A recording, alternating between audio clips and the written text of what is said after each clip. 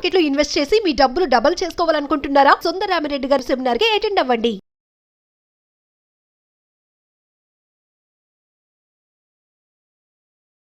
నమస్కారం సుందరరామిరెడ్డి గారు. నమస్తే సార్.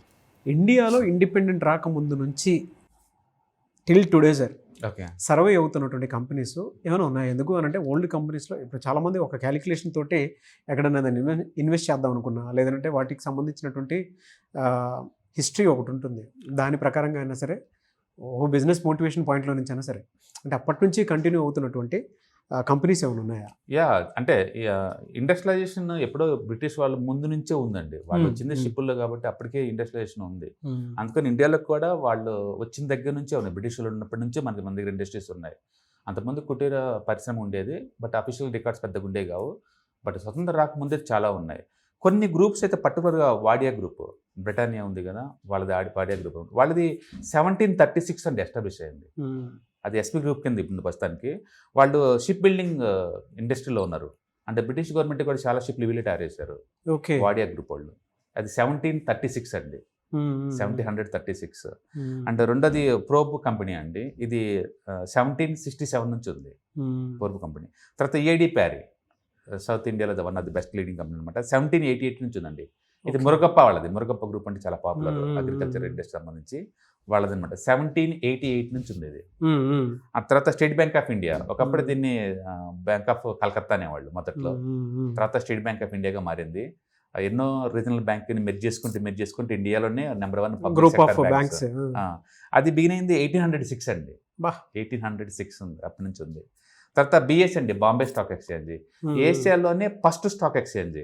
మనం చైనానో లేదా జపాన్ అనుకుంటాం, కాదు, ఏషియాలో బీన్ అయింది ఫస్ట్ ఇండియాలో అండి, బాంబే స్టాక్ ఎక్స్చేంజ్.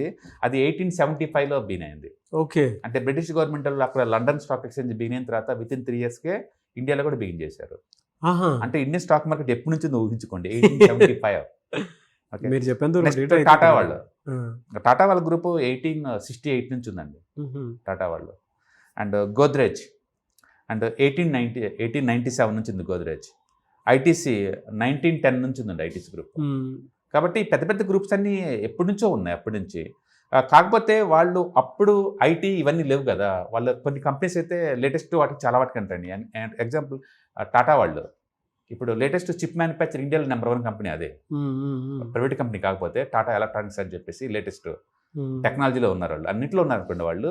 అంటే అప్పటి నుంచి అప్పుడు సొసైటీకి అవసరమైన ప్రొడక్ట్ తయారు చేశారు, ఇప్పుడు సొసైటీకి అవసరమైన ప్రొడక్ట్ కూడా తయారు చేస్తున్నారు. అవును సార్. అంటే దాని మీద ఏంటంటే మంచి గ్రూప్ అంటే నిరంతరం కన్జ్యూమర్ తగ్గట్టు కొత్త ప్రొడక్ట్ తయారు క్వాలిటీని మెయింటైన్ చేసుకుంటూ ఇన్నోవేషన్. బట్ స్టాక్ మార్కెట్లో లిస్ట్ అయ్యి స్టిల్కి ట్రేడ్ అయ్యే కంపెనీస్ అంటే మాత్రం, లిస్ట్ అయ్యి ట్రేడ్ అవుతా ఉన్న కంపెనీస్ మాత్రం, అంటే ప్రోబ్ కంపెనీ అది ట్రేడ్ అవుతూనే ఉంది ఇప్పుడు కూడా. And EID Parry and SBI and PN jewelleries అండి, అది 1832లో ఉంది, 1832 నుంచి ఉంది అది PN jewelleries. And Greaves Cotton and Bombay Burma, BSC, Bombay dyeing, Dabur India and Muthoot finance, ఇది 1887 నుంచి అండి. 1887 ఇప్పుడు స్టాక్ మార్కెట్ స్టిల్ రన్ అవుతూనే ఉంది. అయితే ఇందులో కొన్ని లక్షల కోట్లు దాటి వెళ్ళిపోయిందండి. ఎగ్జాంపుల్ ఎస్బీఐ ఉందనుకోండి, అది 9.5 lakh crore కంపెనీ. బట్ అదే టైంలో మనం చూసామనుకోండి ప్రోబ్ కంపెనీ జస్ట్ 372 కోట్లు ఇన్ని సంవత్సరాలు ఉన్నా సరే. అంటే కొన్ని అయితే మోడర్న్ బిజినెస్ కంటే ఫుల్ ఎక్స్పాండ్ చేసుకుంటూ వెళ్ళిపోతున్నారు, కొన్ని అయితే వాళ్ళు ఎక్కడ బిగిన్ చేశారో అక్కడే ఉంది. కాబట్టి ఇన్ని సంవత్సరాల నుంచి ఉంటే ఇంత వెల్త్ క్రియేట్ చేసిద్ది అని చెప్పేసి మనం ప్రూవ్ చేయలేము. కొన్ని ఓల్డ్ గోల్డ్ లాగా ఉన్నాయి, కొన్ని ఓల్డ్ అని జీరో అయిపోతా పోతున్నాయి. కాబట్టి ఇందులో ద బిగ్గెస్ట్ వెల్త్ క్రియేషన్ అంటే ఖచ్చితంగా ఎస్బీఐ అండి, ఆల్మోస్ట్ 9.5 lakh crore టాప్లో ఉంది. తర్వాత ముత్తూట్ ఫైనాన్స్ 1.2 lakh crore ఉంది ఇవాళ రోజున. నెక్స్ట్ బిఎస్సి 1.5 lakh crore నడుస్తుంది ప్రస్తుతానికి. సో ఇవన్నీ బాగానే రన్ అవుతున్నాయండి. అప్పుడు కాకపోతే అది వచ్చినప్పటి నుంచి బాంబే స్టాక్ ఎక్స్చేంజ్ లిస్ట్ అవ్వలేదు, మధ్యలో లిస్ట్ అయినవి. ఎగ్జాంపుల్ ఇప్పుడు ఎస్బీఐ ఉందనుకోండి, వాళ్ళు ఫస్ట్ బీయింగ్ చేసింది 1806, కానీ ఫస్ట్ స్టాక్ మార్కెట్ లిస్ట్ అయింది అది 1997లోనే, బిఫోర్ దట్ ఏం లిస్ట్ అవ్వాల. కాబట్టి లిస్ట్ అయిన దగ్గర నుంచి ఇప్పటికీ స్టిల్ రన్ అవుతుంది. వన్ ఆఫ్ ద ఓల్డెస్ట్ అంటే ఈ టాప్ 10 మనం చెప్పుకోవచ్చు. అంటే గ్రూప్స్ అయితే వాడియా గ్రూప్ ఉంది, టాటా గ్రూప్ ఉంది, గోద్రేజ్ ఉన్నారు. వాళ్ళందరూ పార్సీ కమ్యూనిటీ చాలా పెద్దది యాక్చువల్ గుజరాత్. అవునవునండి. వాళ్ళు ఆల్మోస్ట్ 200 years నుంచి ఇండస్ట్రీలో ఉన్నారు వాళ్ళు, వాళ్ళ ఫ్యామిలీ అట్లా కూడా. ఇప్పటికీ ఇండియాలో one of the most ethical groups అంటే టాటా, బిర్లా వాళ్ళది, గోద్రేజ్ వాళ్ళది, అండ్ వాడియా గ్రూప్ ఒకటి, మురగప్ప ఒకటి, ఇవన్నీ చాలా popular. And Godrej and Bajaj multiple సెక్టర్స్లో వీళ్ళే ఉన్నారు. ఈ మధ్య మోర్ హ్యాపెనింగ్ అంటే మాత్రం అదానీ అండ్ అంబానీ. అవును. సో చాలా ఇండస్ట్రీస్లో వాళ్ళు ఎంటర్ అవుతున్నారు. కోర్స్ వాళ్ళు ఒక దాంట్లో ఇండస్ట్రీలోకి ఎంటర్ అయితే రెండోది చాలా ఈజీ వాళ్ళకి, ఎందుకంటే వాళ్ళు ఆల్రెడీ సర్కిల్స్ నాలెడ్జ్ అవన్నీ ఉంటాయి కాబట్టి. అంటే ప్రతి బిజినెస్లో ఏంటంటే దానికి ముందు అంటే ఫార్వర్డ్ ఇంటిగ్రేషన్ అంటాం. అవును అవును సార్, అవును. వాళ్ళ దగ్గర హెల్ప్ మీరు తీసుకునే చెప్తుంటే బదులు కూడా నాకు అవే ఆ ఆలోచన చేసుకుంటారు. చాలా ఇదిగా వస్తుంది. ఓకే, ఆ, అంటే ట్రస్ట్ బిల్డ్ చేయడం అంత ఈజీ కాదు కదా. ఒకసారి బిల్డ్ చేస్తే ఈజీ అనమాట. అవును. తర్వాత బ్యాక్వర్డ్ ఇంటిగ్రేషన్. అందుకని వాళ్ళు ఈ బిజినెస్ కి ముందు డెవలప్ చేసుకుంటూ పోతున్నారు, వెనక బిజినెస్ బ్యాక్ చేసుకుపోతున్నారు. అట్లా నెంబర్ ఆఫ్ బ్రాంచెస్ ఎక్కువ అవుతున్నాయి. Yes. అదని వాళ్ళు చాలా గ్రూప్స్ ఉన్నా సరే అవి మొత్తాన్ని ఇన్ఫ్రాస్ట్రక్చర్ సంబంధించి లింక్స్ అన్ని అంటే ఒక డొమైన్లోనే డిఫరెంట్ సబ్ బ్రాంచెస్లో ఉన్నాయి. పోర్ట్స్ కావచ్చు, అదాని ఎంటర్ప్రైజ్ కావచ్చు, అదాని గ్యాస్ కావచ్చు, అదాని గ్రీన్ కావచ్చు. బట్ ఇవన్నీ రెలివెంట్ ఇండస్ట్రీస్ అనమాట. Yes. అట్లా ఉంది. అన్రెలివెంట్ ఇండస్ట్రీలో ఉందంటే ఒక అంబానీ గ్రూప్ అనుకోవచ్చు. అటు ఫినాన్స్ ఉంది, అన్రెలివెంట్గా టెక్నాలజీ ఉంది, ఆయిల్ అండ్ గ్యాస్ ఉంది, టెక్స్టైల్స్ ఉంది, స్పెషాలిటీ కెమికల్స్ ఉన్నాయి. డిఫరెంట్ డొమైన్స్లో ఉన్నారు వాళ్ళు. బట్ అదాని వాళ్ళు మాత్రం లింక్తోనే మూవ్ అవుతున్నారు. అంటే ఇవైతే పెద్ద గ్రూప్స్ ఇండియాలో మొదటి నుంచి. కానీ చాలా మంచి ఇన్ఫర్మేషన్ సార్.